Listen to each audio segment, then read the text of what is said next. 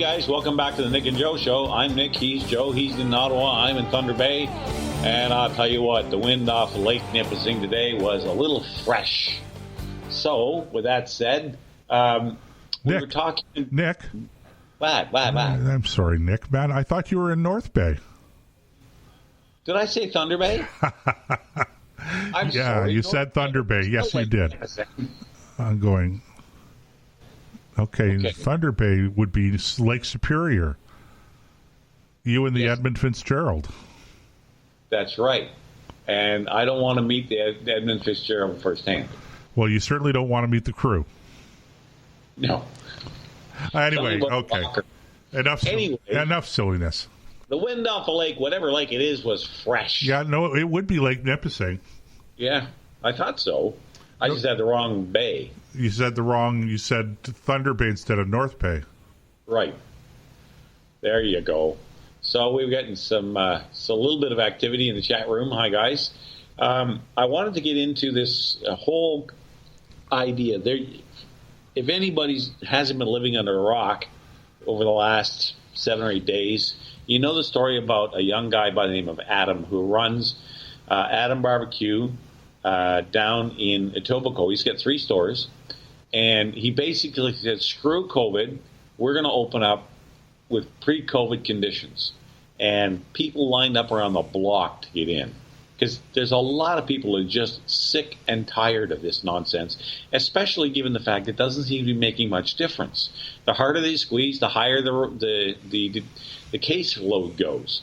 And the sad part about that is, the reason for that is because they're not attacking the right enemy. If you think this is a life-threatening disease, then go and deal with the people who are threatened by it, and that's in long-term care, and it's also in people who are immune deficiency compromised, people who have AIDS, people who are suffering from cancer treatments and things like that.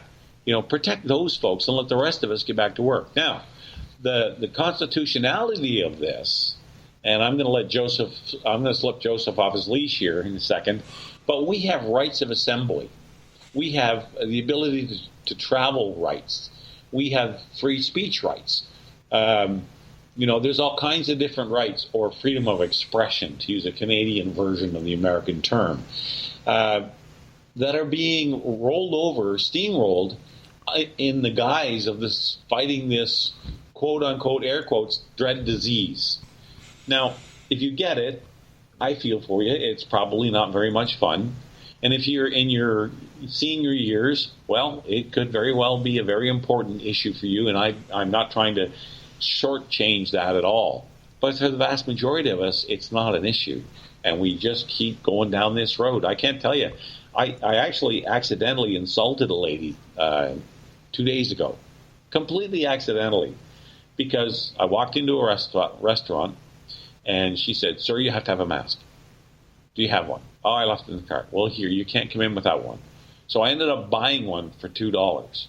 And I grumbled about it because I only needed it to walk through the place to the table. When you get to the table, you can take the mask off, which I never understood that logic. Anyway, so long story short, she got all bent out of shape and offended about, my whole attitude about it. And she was very anxious, very, very afraid of this disease. But to go to the constitutionality of it, what right has the government got to trample on our ability to travel interprovincially? What about internationally, crossing borders? There's all kinds of different regulations. In New Brunswick, my father-in-law lives in New Brunswick. We can't go see him because the Mounties will stop us at the border. And if we can't prove we actually are residents of New Brunswick, they turn us around and send us home. They won't let us in. Now, that may have changed now, but I know about 2 months ago that was the story. So, Joseph, why haven't we seen Supreme Court cases? Or why is that, to the best of our knowledge, no cases moving through the higher courts toward the Supreme Court? Well, the reason you're not seeing it in any of the higher courts is because, to the best of my knowledge, nobody's bringing any of these challenges in the lower courts. Any kind of a case doesn't start up, except under very specific and special circumstances where a government might ask a higher court, like the Supreme Court, to express its opinion on the constitutionality of a particular issue in advance. So in other words, you might draft a bill and then refer it to the Supreme Court for the Supreme Court's assessment as to whether or not it would be constitutional if it passed. So those are special circumstances. But other than that, every case that's brought forward has to start in the lower court. And to the best of my knowledge, I'm just not aware of anyone who's brought any kind of a case. And there were reasons, I think, for that. But there are reasons why I think we should be ignoring those arguments. And let me just get into this for a second. First of all, under the Charter of Rights and Freedoms, okay, and I know there are a lot of conservatives that don't like the Charter of Rights and Freedoms in Canada, not because they're against rights and freedoms, perish the thought, but because of the way that the Charter of Rights and Freedoms, since it was incorporated into our Constitution in 1982, seems to have undermined the parliamentary rights. So, I mean, there are a lot of issues with regards to this, okay? But let's just assume, like, all right, this is the Constitution. This is the Charter of Rights and Freedoms we have, whether you like it or not. And our Charter, our Constitution, Section 2 of the Constitution, provides for freedom of peaceful assembly and freedom of association. Now, I think you can make a very strong argument that freedom of association and freedom of peaceful assembly means that you have the right to conduct business with whomever you want to conduct business with, as long as it's legal. You should be able to go, restaurants should be able to open, stores should be able to open, people should be able to go in and buy and conduct their commercial affairs. So that's the first thing, those two. And there are some caveats that I'm going to get into in a second, but just bear those two rights in mind. Then you have mobility rights, okay? And the mobility rights are every citizen of Canada, Section 5 of the Charter, Section 6. Every citizen of Canada has the right to enter, remain in, and leave Canada. Now, our government can't stop us from leaving Canada, but the border being closed would be the Americans. So the Americans have the right to stop us from coming into the country. But there has been an agreement between the two countries on this. And there's a practical issue here, because it's really only the land borders that are closed. If you want to fly to the United States, you can fly to the United States. It's relatively easy to do as long as you agree. If you're flying into a jurisdiction that has whatever quarantine rules in place, you have to follow those rules. It's not a problem flying to the United States. It's a problem driving across a land border. So, wrap your mind around that. But here, okay, every citizen of Canada and every person who has the status of a permanent resident in Canada has the right to move to and take up residence in any province and to pursue the gaining of a livelihood in every province, okay? So you have the right to move between provinces. And these are constitutional rights. Now, here's where it comes in. Here's where the caveat comes in. Section 1 of the Constitution says that the Charter of Rights and Freedoms guarantees rights and freedoms set out in it subject only to such reasonable limits prescribed by law as can be demonstrably justified in a free and democratic society. So here's the people who are restricting or impinging on your constitutional rights to freedom of assembly, freedom of association, travel between provinces, okay? What they would come back and they would say, well, in the current situation with this pandemic, we have laws and rules that the Constitution allows us to put into place in order to restrict these rights because we can demonstrate that we're justified in doing it, okay? So that's their safety valve. That's the way they get out of it.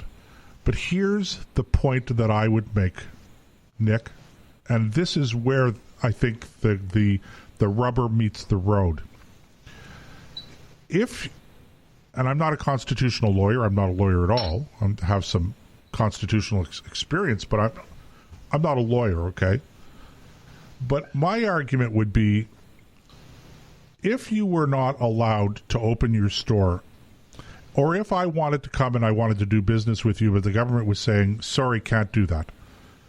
Or if I want to peacefully assemble with my family and have 15 people at my dinner table for Christmas, for instance, or for Thanksgiving, or for Easter, or any other holiday, as opposed to 10, or if I want to have a peaceful assembly of 55 as opposed to 50 people in my backyard, a barbecue, I have a constitutional right to do that.